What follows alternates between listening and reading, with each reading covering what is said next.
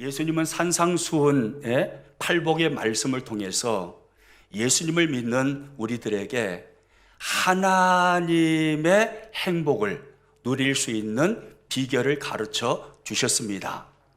마태복음 5장 3절에서 10절까지 팔복의 말씀이 바로 그 비결의 말씀이죠.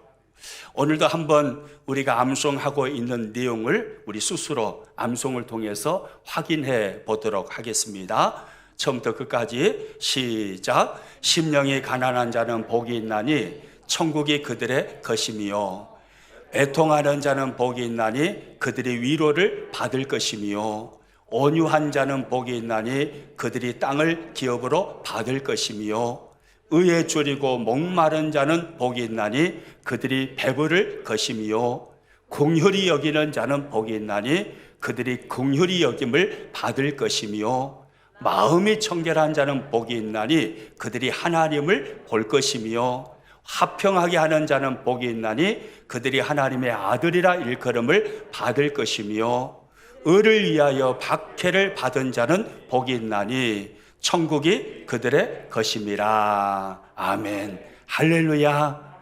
어떻게 그렇게 잘하세요? 아주 퍼펙트 하셨습니다. 그 암송한 말씀 늘 가슴에 새겨 놓으시고 그 말씀을 살아내므로 이 땅에서 가장 행복한 하나님의 사람들이 될 수 있기를 축복합니다.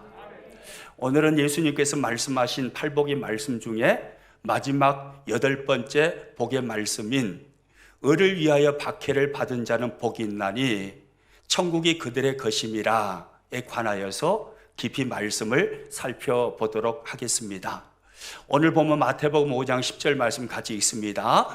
의를 위하여 박해를 받은 자는 복이 있나니 천국이 그들의 것임이라. 예수님은 어떤 사람이 복이 있다라고 말씀하시나요?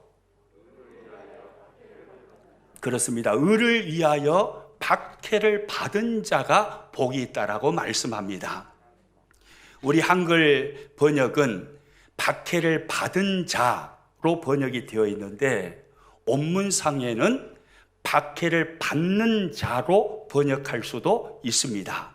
그러니까 예수님은 신실한 그리스도인으로서 과거에 박해를 받은 사람들, 그리고 현재에 박해를 받는 사람들, 그리고 앞으로 박해를 받게 될 사람들 모두를 다 포함해서 의를 위하여 박해를 받은 자가 복이 있다라고 말씀을 하시는 것입니다. 의를 위하여 박해를 받은 자라고 말씀하시는데, 그러면 의를 위하여 라는 이 말씀의 의미가 무엇일까요? 오늘 본문 바로 넘어서 한 절 넘어서 11절 말씀을 보시면 의를 위하여가 무엇을 의미하는지 우리는 답을 얻을 수 있습니다. 11절 말씀 같이 읽습니다. 나로 말미암아 너희를 욕하고 박해하고 거짓으로 너희를 거슬러 모든 악한 말을 할 때는 너희에게 복이 있나니. 따라서 합니다. 나로 말미암아. 이것이 의를 위하여라는 의미입니다. 예수님으로 인하여, 예수님 때문에 박해를 받는 것입니다. 예수님 때문에 욕먹고 예수님 때문에 모함을 당하고 예수님 때문에 손해를 보는, 예수님 때문에 예수님으로 인하여 박해를 받는 자가 복이 있다라고 주님이 말씀하십니다. 우리는요, 흔히 박해, 이 박해라는 단어를 생각할 때 상당히 무거운 의미로 받아들입니다. 왜냐하면 일반적으로 박해라고 하면 북한과 같은 공산주의 국가에서, 중동과 같은 이슬람 국가에서 예수님을 믿는 사람들을 잡아다가 감옥에 가두고 주와 복음을 위하여 일하는 사람들을 감옥에서 가두었다가 순교를 시키고 이러는 것을 흔히 박해라고 생각을 합니다. 그러나 오늘 본문에서 예수님이 말씀하시는 이 박해는 물론 예수님을 믿다가 예수님 때문에 감옥에 갇히고 예수님 때문에 순교를 당하는 것도 박해이지만 또한 예수님 때문에 욕을 먹고 예수님 때문에 모함을 당하고 예수님 때문에 손해를 보는 것, 이것까지 포함해서 우리 주님은 박해라고 말씀을 하시는 것입니다. 그러니까 우리가 예수님을 믿는 사람으로서 일상의 삶에서 그리스도인으로서 예수님 때문에 손해를 보는 것입니다. 예수님 때문에 욕을 먹는 것입니다. 믿음 때문에 모함을 당하기도 하는 것입니다. 이것이 곧 박해라고 주님이 말씀을 한다 이 말입니다. 그러므로요, 우리는요, 가정에서도 얼마든지 박해를 당할 수 있습니다. 이제 다음 주가 우리 민족의 고유 명절인 추석 명절인데 친인척들 이렇게 만나게 되면 예수님 믿지 않는 집안에서 신앙생활 하는 사람들은 예수님 믿는다라는 한 가지 이유 때문에, 교회를 열심히 다닌다라는 한 가지 이유 때문에 비방을 받기도 하고 핍박을 당하기도 합니다. 이것이 곧 박해다 이 말입니다.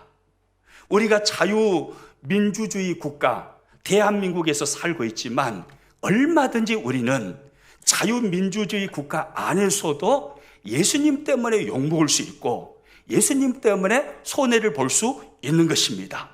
직장생활 가운데서도 예수님 때문에 욕먹고 손해를 볼 수 있는 것이죠. 그러므로 오늘 주님이 팔복의 마지막 복의 말씀으로 말씀하시는 의를 위하여 박해를 받는 자가 복이 있다. 이 말씀은 꼭 공산주의 치하에서 이슬람 국가에서 예수님 믿다가 감옥에 갇히고 순교를 당하는 그 사람들에게만 해당되는 말씀이 아니라 자유민주주의 대한민국에서 살고 있는 저와 여러분들에게도 주님이 하시는 말씀으로 받을 수 있기를 축복합니다. 우리가 일상생활 하면서 신실한 그리스도인으로서 신앙생활 하다가 예수님 때문에 욕먹고 예수님 때문에 모욕을 당하고 예수님 때문에 비방을 받고 예수님 때문에 신앙 때문에 믿음 때문에 손해를 보는 것, 이것이 곧 박해인 것입니다. 이 사람이 복이 있다라고 주님은 말씀을 하십니다. 오늘 본문을 이해함에 있어서요, 우리가 먼저 생각해야 할 것은 신실한 그리스도인들이, 예수님을 믿는 사람들이 박해를 받는 것은 지극히 정상적인 모습이라는 것입니다. 성경을 보면요, 예수님을 믿는 신실한 그리스도인들이 박해를 받게 되어 있다라고 말씀을 많은 곳에서 합니다. 갈라디아서 4장 29절 말씀 같이 읽습니다. 그러나 그때에 육체를 따라 난 자가 성령을 따라 난 자를 박해한 것 같이 이제도 그러하도다. 육체를 따라 난 자가 성령을 따라 난 자를 뭐 했다가 합니까? 박해했다라고 말씀합니다. 무슨 말입니까?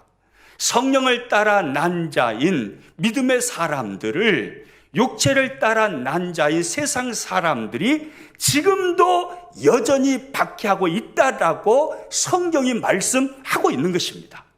또요, 디모데후서 3장 12절 말씀 같이 읽습니다. 무릇 그리스도 예수 안에서 경건하게 살고자 하는 자는 뭘 받아요? 박해를 받으리라. 그리스도 예수 안에서 경건하게 살고자 하는 자, 신실한 그리스도인들은 박해를 받는 것이 너무나 당연한 현상이고 너무나 이게 당연하다 이 말이에요. 뭔 말인지 이해가 되시죠? 예수님을 믿는 사람은 박해를 당하게 되어 있습니다. 마태복음, 마가복음, 누가복음, 요한복음, 사복음서에 들어가 보면요, 우리 예수님은 참 솔직하신 분이시다라는 것을 느끼게 됩니다. 예수님은 말씀하십니다. 누구든지 나를 믿는 자는 핍박을 받으리라. 누구든지 나를 따라오려거든 생명을 내어놓고 죽을 각오를 하고 나를 좇으라 라고 주님이 말씀하십니다. 대단히 솔직하신 말씀이죠. 여러분, 주님의 이 말씀을 듣고 어떤 사람이 예수님을 믿으려고 할까요? 예수님 믿으면 삶이 편안해지는 게 아니라 오히려 예수님 믿으면 핍박을 당하고 박해를 받는다라고 주님은 말씀하십니다. 예수님을 믿으려면 죽을 각오를 하고 생명을 내려놓고 주님을 좇으라고 주님은 말씀을 하십니다. 이 말씀을 듣고 과연 어떤 사람들이, 얼마나 되는 사람들이 예수님을 따를까라는 생각이 들지요. 그럼에도 불구하고 우리 주님은 솔직하게 그렇게 말씀을 하셨습니다. 요한복음 15장 19절 말씀 같이 읽습니다. 너희가 세상에 속하였으면 세상이 자기의 것을 사랑할 것이나 너희는 세상에 속한 자가 아니요 도리어 내가 너희를 세상에서 택하였기 때문에 세상이 너희를 뭐 하느니라고요? 미워하느니라. 너희는 세상에 속한 자가 아니요 내가 너희를 택했기 때문에 세상이 너희를 미워한다. 주님은 그렇게 말씀하셨습니다. 너무나 솔직한 말씀이죠. 이어지는 20절에서 주님은 또 이렇게 말씀합니다. 같이 읽습니다. 내가 너희에게 종이 주인보다 더 크지 못한다 한 말을 기억하라. 사람들이 나를 박해하였은즉 너희도 박해할 것이요 내 말을 지켰은즉 너희 말도 지킬 것이라. 따라서 합니다. 사람들이 나를 박해하였은즉 너희도 박해할 것이요. 이것이 주님의 말씀이었습니다. 사람들이 나를 박해하였은즉 너희도 박해할 것이요. 누구든지 나를 믿으면 너희는 핍박을 받으리라. 누구든지 나를 따라오려거든 생명을 내려놓고 죽을 각오를 하고 나를 좇으라. 이것이 주님의 솔직한 말씀이었습니다. 여러분, 이 말씀을 듣고 누가 과연 주님을 따를까라는 생각이 들지만 성경을 보면 놀랍게도 예수님의 제자들은 이렇게 말씀하시는 주님을 한평생 붙들었고 그 주님을 따르는 삶을 살았습니다.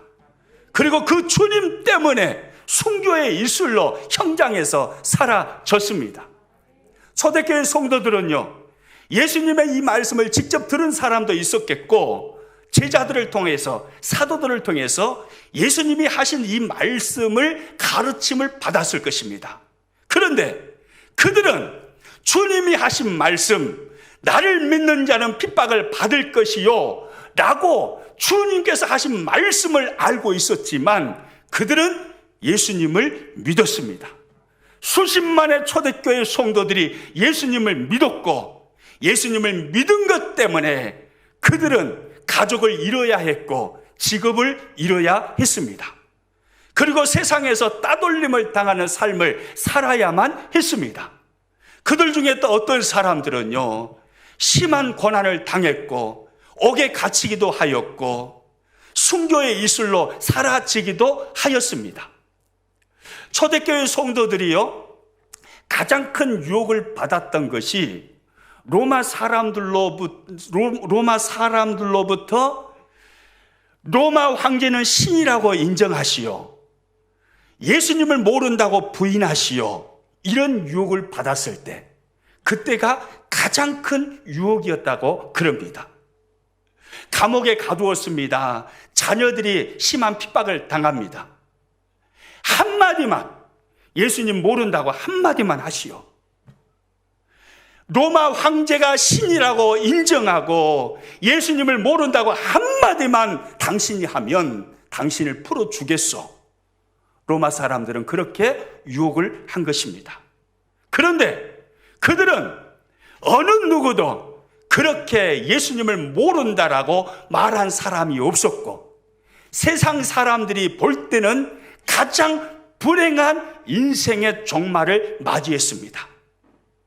그들 중에 어떤 사람들은요, 사자밥이 되기도 했고요, 어떤 사람들은 십자가 처형을 당하기도 했고 어떤 사람들은 화형에 처해지기도 했고, 자신이 죽으면 자녀들이 고아가 되어서 뿔뿔이 흩어져서 얼마나 큰 고통스럽고 힘든 삶을 살아야 함을 알지만, 그러나 그들 중에 어느 누구도 예수님을 모른다라고 말하지 않았고, 그들은 주님이 가신 길을 묵묵히 따라가십니다. 그들이 초대교회 성도들이었습니다. 초대교회 때만 일어난 일이 아닙니다. 우리나라 역사 속에 가슴 아픈 일제강점기라는 역사가 있었습니다. 그 일제강점기 때 일본은요, 한국교회를 핍박하고 유혹했는데 그들은 말했습니다. 일본 황제가 신이라고 인정하시오. 일본 황제가 신이라고 인정하고 신사참배를 하시오 라고 교회를 유혹해 왔습니다.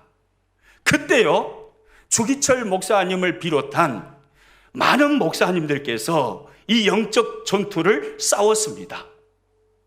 주기철 목사님께서 신사참배를 거부하시다가 감옥에 갇히시기 전에 마지막으로 산정현 교회에서 하셨던 그 설교가 유명한 설교로 아직까지 남아 있습니다.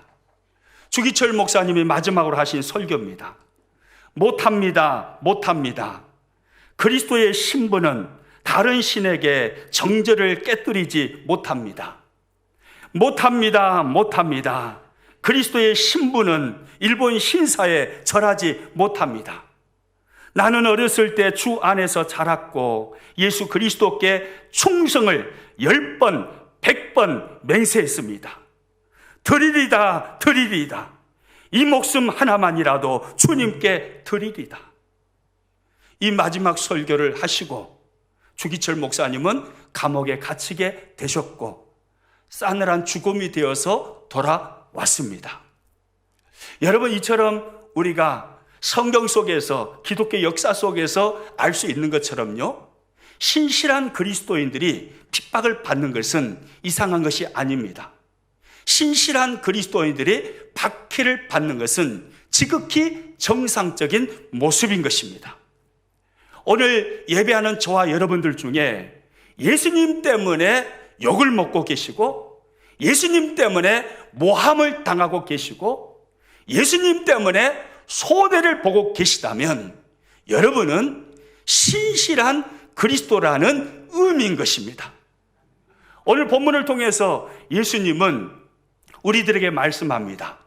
의를 위하여 박해를 받는 자는 복이 있다라고 말입니다. 이 말씀은 의를 위하여 박해를 받는 삶을 살아가라고 우리들에게 명령하시는 것입니다. 자유민주주의 속에 살고 있으나, 그러나 예수님 때문에 욕먹는 삶을 살아가라는 것입니다. 예수님 때문에 모함을 당하고, 믿음 때문에, 신앙 때문에 비방을 당하고, 예수님 때문에 손해를 보는 그런 삶을 그리스도인들이 살아가라고 주님이 명령을 하시는 것입니다. 여러분, 그러면 왜 예수님은요, 당신이 그토록 사랑하시는, 당신을 십자가에 내어주시기까지 사랑하신 그리스도인들이잖아요. 아멘입니까? 예수님은 당신의 살을 찌르시고 피와 물을 다 쏟아내시고 저와 여러분을 구원하셨습니다. 그토록 우리를 사랑하시는 분이 우리의 주님이십니다. 그렇게 우리를 사랑하시면서 왜 예수님은 의를 위하여 박해를 받으라고 명령을 하실까요? 박해를 받는 것은 고통스러운 거잖아요. 힘든 거잖아요. 그럼에도 불구하고 우리를 사랑하시면서 왜 예수님은 우리를 향해서 박해를 받아라, 핍박을 받으라 라고 명령을 하시냐는 겁니다. 오늘 본문에 그 답이 정확하게 나와 있습니다. 무엇 때문입니까? 우리의 행복 때문입니다. 오늘 본문 말씀 다시 한번 읽습니다. 의를 위하여 박해를 받은 자는 복이 있나니 천국이 그들의 것임이라. 할렐루야. 의를 위하여 박해를 받은 자는 뭐가 있어요? 복이 있답니다. 우리가 팔복 첫 번째 복부터 일곱 번째 복까지 계속해서 말씀을 나누면서 이 복의 의미를 살펴보았지 않습니까? 이 복은요, 일상의 복이, 일반적인 복이 아니라 하나님의 행복을 의미하는 단어입니다. 을을 위하여 박해를 받는 사람이 하나님의 행복을 누리게 된다, 이 말입니다. 을을 위하여 박해를 받는 그 사람이, 그 신실한 그리스도인들이 하나님의 절대적인 행복, 영원한 행복, 변치 않는 그 행복의 삶을 살아갈 수 있다라고 주님이 말씀하시는 것입니다. 여기서 우리는요, 중요한 사실 하나를 깨달을 수 있습니다. 예수님께서 우리를 향하여 박해를 받으라고 명령하시는 것은 우리가 미워서가 아닙니다. 우리를 싫어하시기 때문이 아닙니다. 우리를 고통스럽게 만들려고 하시고 우리를 힘겹게 만드시려고 목적이 그것 때문이 아닙니다. 하나님은 우리를 사랑하시는 하나님이심을 믿으시기 바랍니다. 하나님은 독생자를 십자가에 내어주시기까지 우리를 사랑하신 그 하나님이십니다. 인터넷 글을 읽다가요, 하나님의 사랑이 절절히 느껴지는 글을 보았습니다. 여러분에게 소개할까 합니다. 경북대학교 총장을 역임한 박찬석 교수님의 글입니다. 나의 고향은 경남 산청이다. 지금도 비교적 가난한 곳이다. 그러나 아버지는 가정 형편도 안 되고 머리도 안 되는 나를 대구로 유학을 보냈다. 대구 중학을 다녔는데 공부가 하기 싫었다. 1학년 8반, 석차는 68명 중에 68등, 꼴찌를 했다. 부끄러운 성적표를 가지고 고향에 가는 어린 마음에도 그 성적을 내밀 자신이 없었다. 당신이 교육을 받지 못한 한을 자식을 통해 풀고자 했는데 꼴찌라니. 끼니를 제대로 잊지 못하는 소장농을 하면서도 아들을 중학교에 보낼 생각을 한 아버지를 떠올리면 그냥 있을 수가 없었다. 그래서 잉크로 기록된 성적표를 1등으로 고쳐 아버지께 보여드렸다. 아버지는 보통 학교도 다니지 않았으므로 내가 1등으로 고친 성적표를 알아차리지 못할 것으로 생각했다. 대구로 유학한 아들이 집으로 왔으니 친지들이 몰려와 찬석이는 공부를 잘했더냐고 물었다. 아버지는 앞으로 봐야지, 이번에는 어쩌다 1등을 했는가배? 했다. 자네는 자식 하나는 잘 뒀어. 1등을 했으면 책거리를 해야지? 했다. 당시 우리 집은 동네에서 가장 가난한 살림이었다. 이튿날 강에서 멱을 감고 돌아오니 아버지는 한 마리뿐인 돼지를 잡아 동네 사람들을 모아놓고 잔치를 하고 있었다. 그 돼지는 우리 집 재산 목록 1호였다. 기가 막힌 일이 벌어진 것이다. 아버지 하고 불렀지만 다음 말을 할 수가 없었다. 그리고 달려나갔다. 그 뒤로 나를 부르는 소리가 들렸다.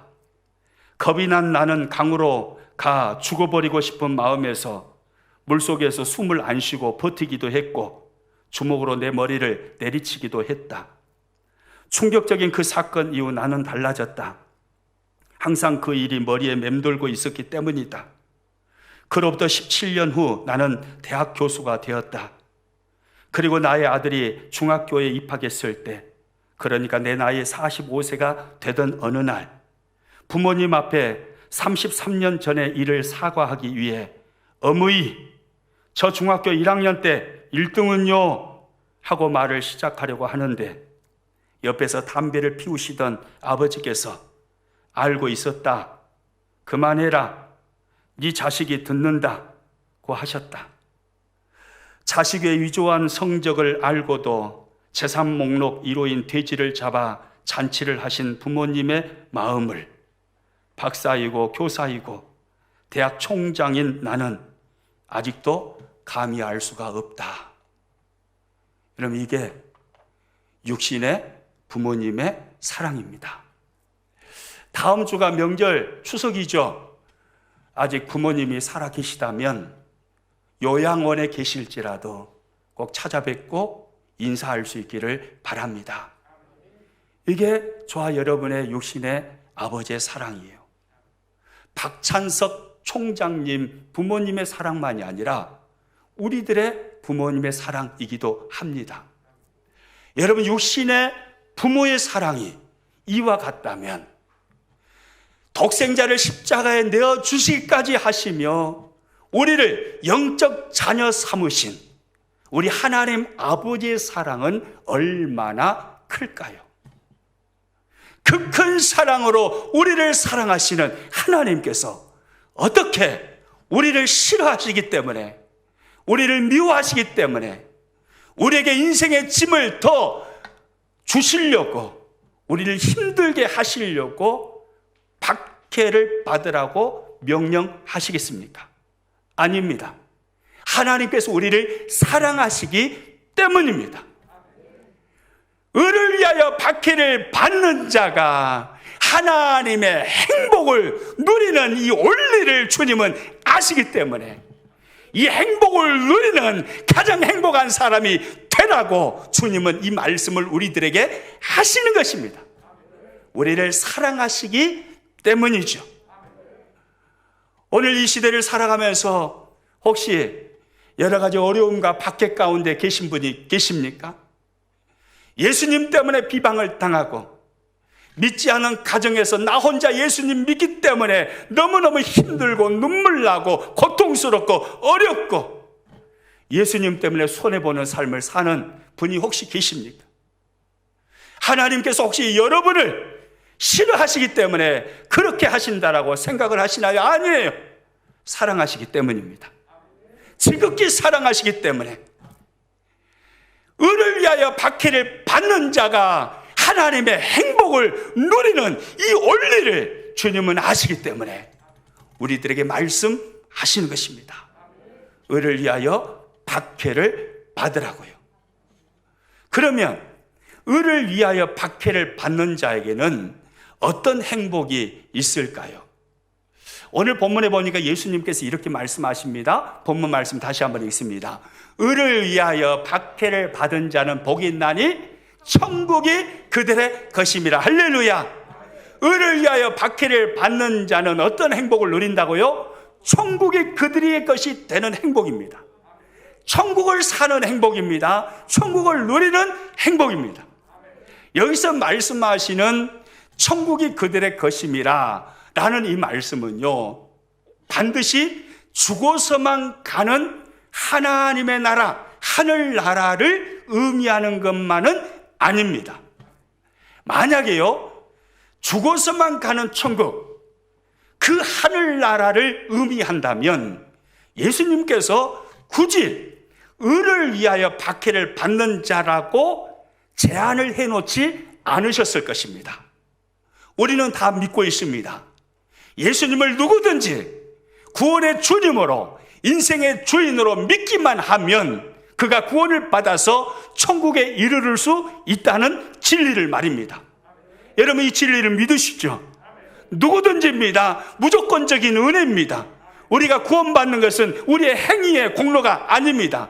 무조건적인 은혜로 하나님께서 창세 전에 우리를 사랑하셨고 생명책에 기록해 놓으셨기 때문에 그 무조건적인 은혜의 혜택을 받아서 우리가 예수님 믿고 천국에 가게 되는 것입니다.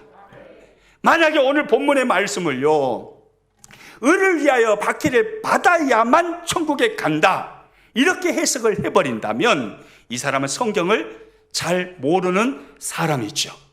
물론 예수님을 잘 믿음으로 의를 위하여 박해를 받는 사람이 하나님의 나라 천국에 가는 것은 당연합니다.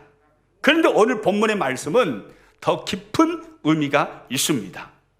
죽어서만 가는 천국이 아니라 이 땅에서 의를 위하여 박해를 받는 신실한 그리스도인들은 하나님이 임재하시는 하나님의 임재를 누리며 살게 된다, 이 말입니다.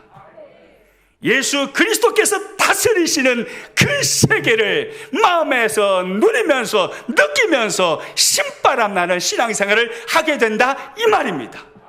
이것이 바로 천국입니다. 누구든지요, 예수님 때문에 욕을 먹고요, 예수님 때문에 비방을 당하고, 예수님 때문에 모욕을 당하고, 예수님 때문에 소대를 보고, 믿지 않는 집안에서 나 혼자 예수님 믿기 때문에 핍박을 당하고 욕을 먹을 때, 그때는 주님이 약속하십니다. 하나님이 그에게 임재하신다라고 말입니다. 놀라운 약속이죠. 그가 그리스도께서 다스리시는 세계 속에 살게 된다라고 말씀을 하시는 것입니다. 이것이 바로 주님이 말씀하시는 천국입니다. 그래서 행복한 것입니다. 기독교 2000년 역사 속에서요, 순교당한 분들의 삶을 연구한 마크 갈리라는 학자가 있습니다. 이 마크 갈리가 많은 순교자들을 연구한 후에 이런 결론을 글로 남겼습니다. 순교자들 한 분 한 분을 뜯어보고 그들의 발자취를 따라가다 보면 발견할 수 있는 공통점 한 가지가 있는데, 그것은 바로 하나님의 임재였습니다. 그 순교자들은 죽음의 순간까지 하나님의 임재를 즐기는 사람들이었습니다. 간호사였고 과학자였고 영국 상원 의원이었던 캐롤라인 콕스라는 믿음이 좋은 분으로 소문난 분이 있습니다. 그녀는요, 수단에서 박해를 받는 성도들을 섬기기 위해서 수단을 수없이 방문을 했습니다. 박해받는 성도들을 위로하고 박해받는 그들을 보았습니다. 그리고 돌아와서 수많은 횟수 동안 수단을 방문한 후에 그녀는 이런 글을 남겼습니다. 박해받는 교회 현장에 가면 나를 꼼짝없이 겸손하게 만드는 것이 있습니다. 나로 하여금 한없이 낮아지게 만드는 것이 있습니다. 바로 박해를 받는 그들이 누리는 엄청난 영적 자원입니다. 그것은 그들 안에 있는 살아 움직이는 믿음이요, 설명할 수 없는 기쁨입니다. 병이 들었는데 약이 없어서 속수무책으로 죽어가면서도, 먹지 못해 뼈만 앙상하게 남아 있으면서도 그들의 가슴에는 기쁨이 있었습니다. 그 기쁨 앞에 나는 한없이 겸손할 수밖에 없었습니다. 박해를 받는 수단 성도들은 하나님의 충만한 임재를 누리고 있었다, 이 말이에요. 비록 박해로 인하여서 육신은 힘들고 삶은 괴롭지만, 그러나 영적으로 하나님이 임재하셔서 세상에서 맛보지 못하는, 말로 다할 수 없는 평안과 기쁨과 즐거움을 하나님은 누리게 하시더라, 이 말입니다. 신약 성경을 들어가 보면요, 최초의 순교자가 스데반 집사님입니다. 여러분도 다 아실 것입니다. 스데반 집사님은 주먹만한 돌멩이가 수없이 날라오는 그 한복판에서 돌멩이에 맞아서 순교를 당하셨습니다. 순교를 당하실 때 하나님은 스데반 집사님 가운데 임재하셨고, 영안을 열어서 예수님께서 보좌 가운데 일어나셔서 순교당하여 하나님의 나라에 부름받을 스데반 집사님을 맞이하고 계시는 모습을 스데반 집사님이 보게 하셨습니다. 하나님의 임재를 누린 것입니다. 사도행전 7장 56절 말씀입니다. 말하되 보라, 하늘이 열리고 인자가 하나님 우편에 서신 것을 보노라 한데, 할렐루야. 여러분 한번 생각해 보세요. 스데반 집사님이 이 말을 할 때에 기쁨으로 했을까요? 고뇌 가운데 했을까요? 기쁨으로 했겠죠.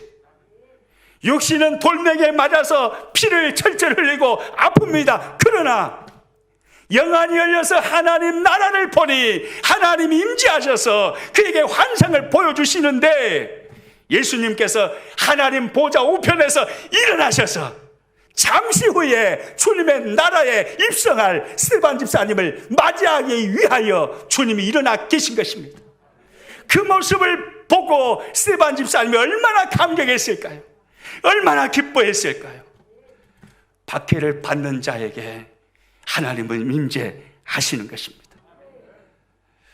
루마니아에 살아있는 순교자라고 불리는 리차드 범브란트 목사님이 계십니다.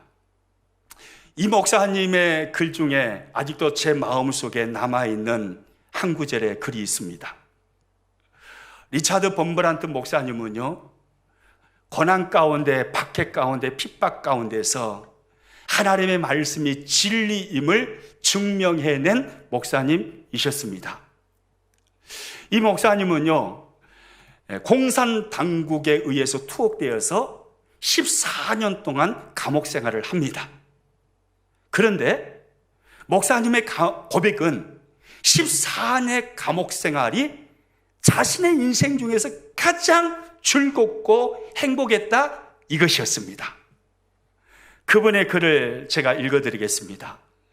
제가 감옥에서 보낸 14년의 횟수가 길게 여겨지지 않았던 것은 홀로 독방에 갇혀 있으면서 믿음이나 사랑을 넘어선 어떤 기쁨을 하나님 안에서 발견했기 때문입니다.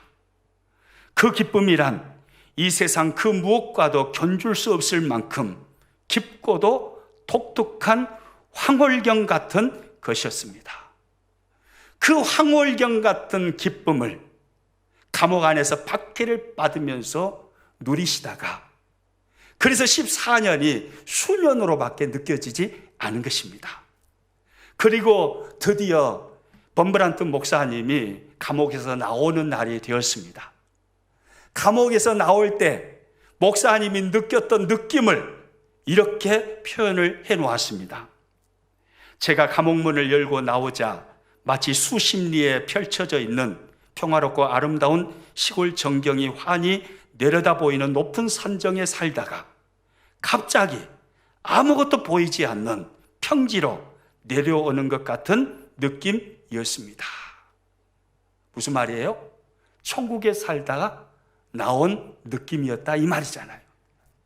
감옥에서의 삶이 너무너무 즐겁고 행복했다, 이 말입니다. 공산당국에 의해서 복음 때문에 감옥에 갇혀 14년을 살았지만 자신의 인생 속에서 가장 행복했던 시절은 바로 그때 그 시절이었다. 목사님은 그렇게 고백합니다. 여러분, 예수님께서 우리에게 의를 위하여 박해를 받으라고 말씀하시는 것은 하나님의 행복을 그래야만 누릴 수 있기 때문에 말씀하시는 것입니다. 어떤 행복입니까? 하나님의 임재를 누리는 행복입니다.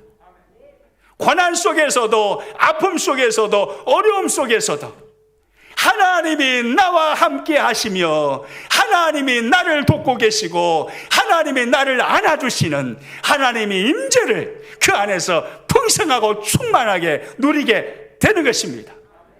예수 그리스도께서 다스리시는 세계를 마음으로 느끼고 그렇게 즐겁게 신앙생활을 하는 것, 그것은 의를 위하여 박해를 받는 자가 누리게 되기 때문인 것입니다. 오늘 저와 여러분 중에 의를 위하여 박해를 받는 분이 계십니까? 예수님 때문에 박해를 받으시는 분이 계시나요?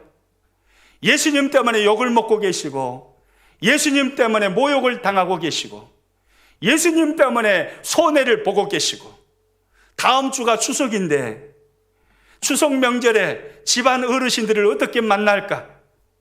예수님 믿는 사람 나뿐인데 또 욕할 건데, 또 나를 비방할 건데, 그 걱정 때문에 마음에 근심이 있으신 분이 계십니까? 여러분, 하나님께서 오늘 그러한 여러분들 마음속에 임재하시는 줄로 믿으시기 바랍니다.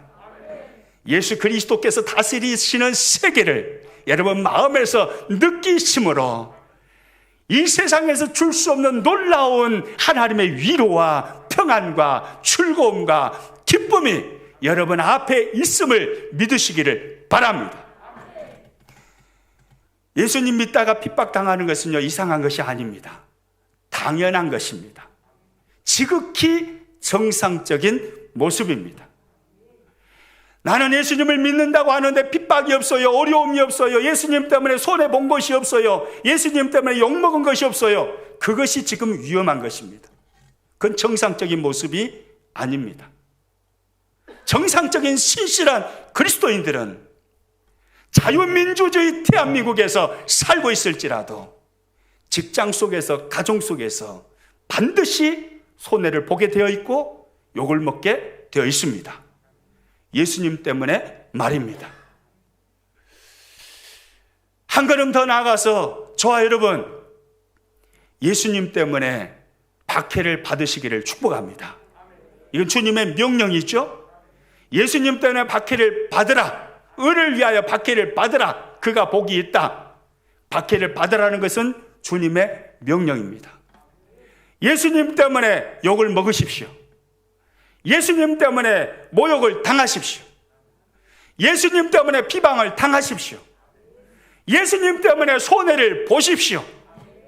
움켜쥐려고만 할 것이 아니라 예수님 때문에 손해를 보는 것입니다. 그러면 하나님은 우리의 삶에 하나님께서 친히 임재하시는 그 놀라운 기쁨을 누리게 해 주십니다. 예수 그리스도께서 다스리시는 그 세계에서 살게 만들어 주시는 것입니다. 저는 우리 모든 평안의 식구들이요, 의를 위하여 박해를 받음으로, 예수님 때문에 박해를 받음으로 이 땅에서 누리는 이 놀라운 하나님의 임재의 천국을 우리 모든 평안의 식구들이 누리시기를 축복합니다. 할렐루야.